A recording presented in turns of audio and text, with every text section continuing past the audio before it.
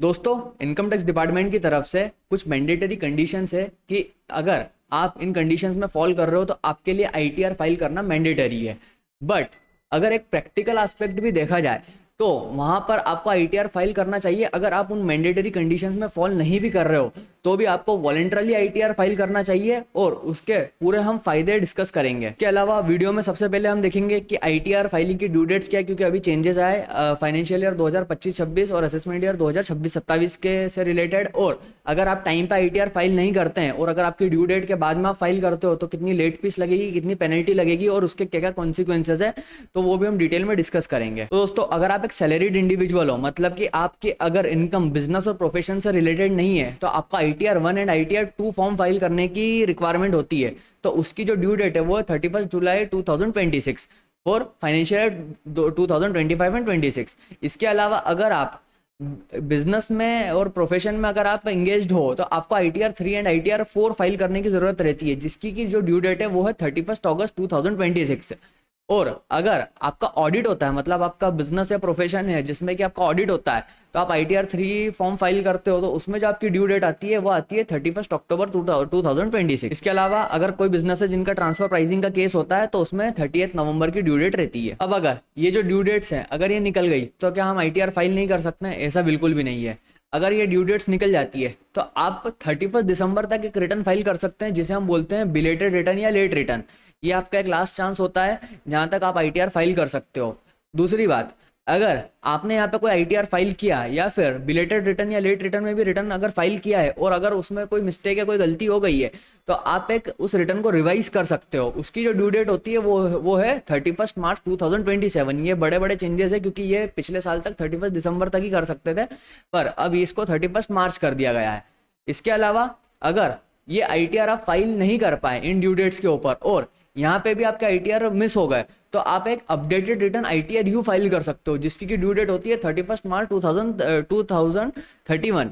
अब आप लोगों के मन में ये सवाल आ रहा होगा कि सर, अगर ड्यू डेट पे रिटर्न फाइल नहीं करा तो हम इन डेट्स पे कर देंगे और यहाँ पे तो 31 मार्च 2031 तक भी रिटर्न फाइल कर सकते हैं, तो फिर अभी ही इन ड्यू डेट्स पे ही क्यों फाइल करना है? तो देखो, इसका सबसे बड़ा जो आंसर है वो यही है कि अगर आप इन डेट्स पे रिटर्न फाइल करोगे ना तो फिर आपकी एक लेट फीस लगती है, आपकी पेनल्टी लगती है।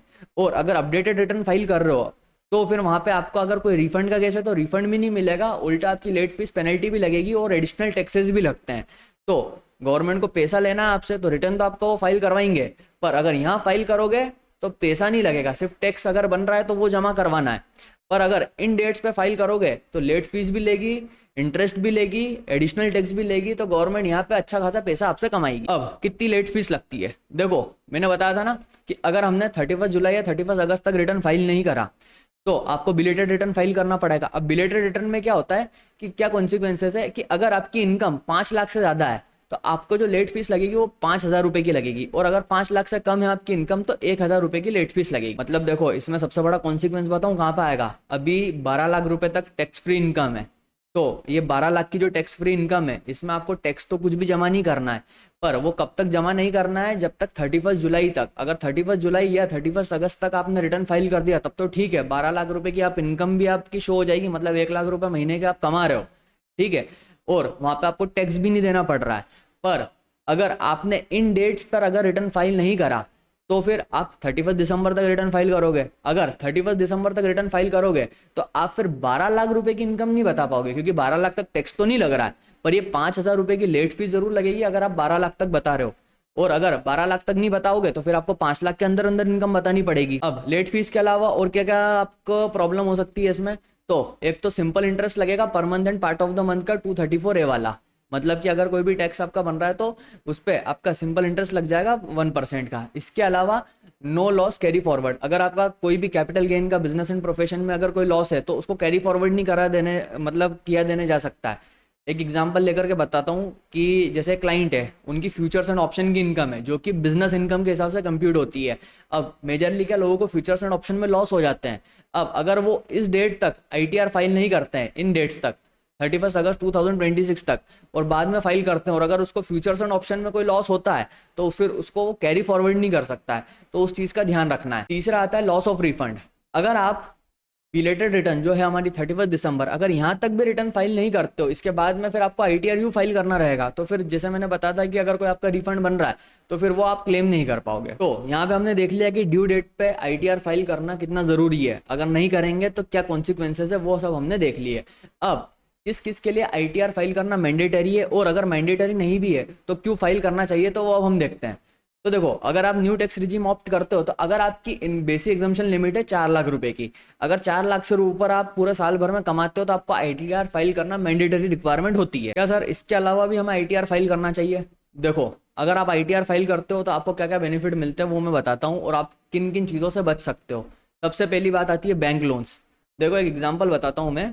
एक हमारे पास में क्लाइंट आए थे, तो उनका एक केस था, उनको 5 करोड़ का एक लोन चाहिए था। अब सामने वाले के पास में 5 करोड़ के लोन के लिए 50 करोड़ के वैल्यूएशन की प्रॉपर्टी थी, जो कि उसको मॉर्गेज में रखनी थी, और वो 7 से 8 जगह से भटक करके आया था हमारे पास में कि साहब हमको लोन नहीं मिल रहा है। जो बैंक के मार्केटिंग वाले हैं वो तो बोलते हैं कि सर 50 करोड़ की प्रॉपर्टी है तो आपको तो इजीली 25-30 करोड़ तक का भी लोन मिल जाएगा, पर जब वो क्रेडिट वाले वहां पे आते थे तो वो जब वेरीफाई करते थे तो वो लोन हमारा रिजेक्ट कर देते थे। तो उसका सबसे बड़ा रीजन क्या था कि लोन रिजेक्ट कर दिया गया था? क्योंकि उनकी पूरी फैमिली में से किसी ने इनकम टैक्स रिटर्न फाइल नहीं करा। इसके अलावा बैंक स्टेटमेंट में कोई भी पक्के की इनकम आ नहीं रही थी।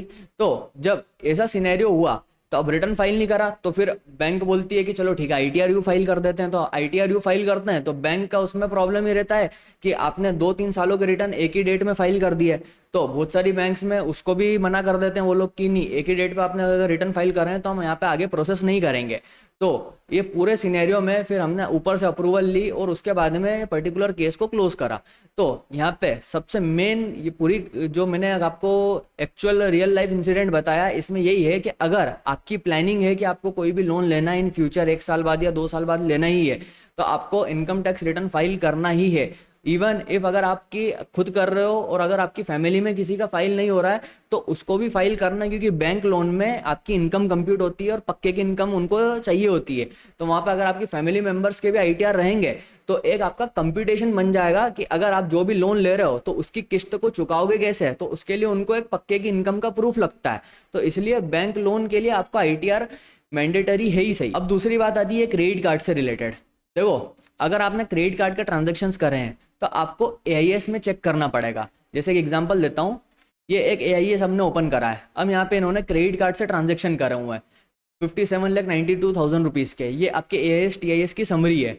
तो अगर आपने कोई भी क्रेडिट कार्ड के ट्रांजेक्शन करे हैं, आपकी इनकम नहीं है, अब जैसे इसमें तो 57 लाख रुपीज़ दिख रहा है, मान लो आपने 5 लाख का, 8 लाख का, 10 लाख का कुछ भी करा हुआ जो कि आपके AIS पे शो हो रहा है, तो आपको ITR फाइल करना ही है। इसके अलावा अगर आपने कोई कैश डिपॉजिट किया है, कैश विड्रॉ करा हुआ है जो कि आपके AIS पे दिख रहा है, ये देखो कैश डिपॉजिट दिख रहा है, अगर कोई कैश विड्रॉ दिख रहा है जो कि हमारे AIS पे शो होता है, ये आपको AIS पे वेरीफाई करना पड़ेगा। आप इनकम टैक्स में लॉगिन करोगे तो वहाँ पे AIS दिख जाएगा।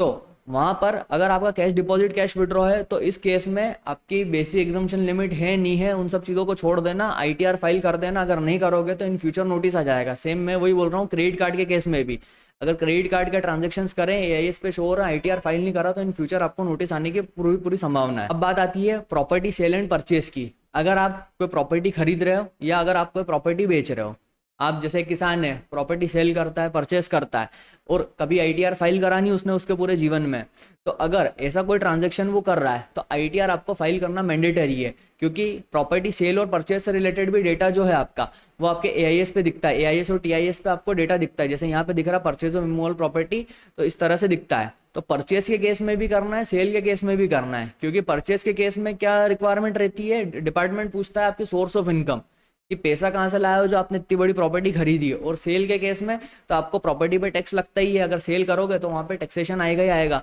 तो इन दोनों केसेस में आपको ITR फाइल करना है। एक केस और आता है, पूरा प्रैक्टिकल एस्पेक्ट पे बात करूंगा, एग्रीकल्चर इनकम का।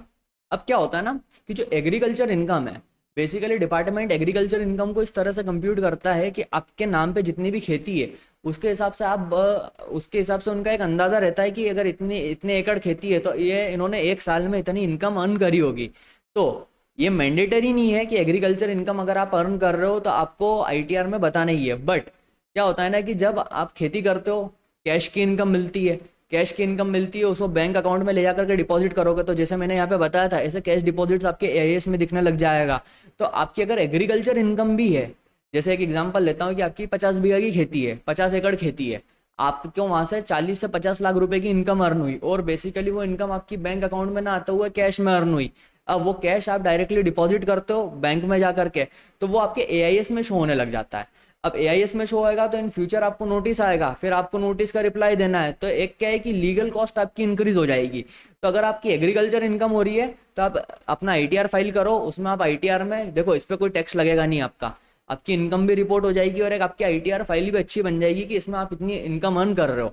तो अगर एग्रीकल्चर से रिलेटेड है तो आईटीआर, मतलब मेरे ओपिनियन में तो आईटीआर फाइल करना ही चाहिए अगर आपके पास अच्छी खासी खेती है। अब कुछ और मैंडेटरी रिक्वायरमेंट्स है कि यहाँ पे मतलब आईटीआर फाइल करना ही करना है। जैसे कि आप अगर कोई असेट्स होल्ड कर रहे हो यहाँ पे आउटसाइड इंडिया, या साइनिंग अथॉरिटी अगर आप आउटसाइड इंडिया में असेट्स होल्ड कर रहे हो तो आपका आईटीआर फाइल करना है। वही जो मैंने डिपॉजिट की बात करी थी, अगर कैश डिपॉजिट विड्रॉ है तो आपका आईटीआर फाइल करना ही है। फॉरेन ट्रेवल अगर आप कर रहे हो और उसमें अगर आपने 2 लाख से ऊपर का एक्सपेंडिचर किया हुआ है फॉरेन ट्रेवल पे, तो आईटीआर फाइल करना मैंडेटरी है।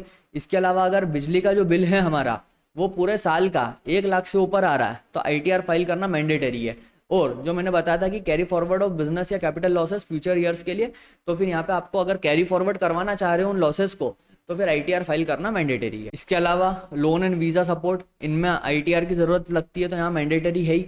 इसके अलावा TDS TCS refund, TDS TCS refund की क्या बात होती है कि देखो अगर जैसे कोई को बैंक का इंटरेस्ट अर्न हुआ उस पर अगर बैंक ने टीडीएस डिडक्ट कर लिया है, तो अगर उसने एक पर्टिकुलर ड्यू डेट, जो मैंने बिलेटेड रिटर्न की ड्यू डेट बताई थी, अगर वहां तक भी वो रिटर्न फाइल कर देता है तो उसको उसका रिफंड मिल जाएगा। पर अगर वो वहां तक नहीं करता है तो फिर उसके बाद में वो रिफंड उसको नहीं मिल पाएगा। तो ये बात ध्यान रखना है कि अगर टीडीएस का रिफंड है, टीसीएस का रिफंड, जैसे कोई कार खरीदी आपने 10 लाख से ऊपर की, तो 1% से टीसीएस उस पर कलेक्ट करती है जो भी कंपनी होती है वो।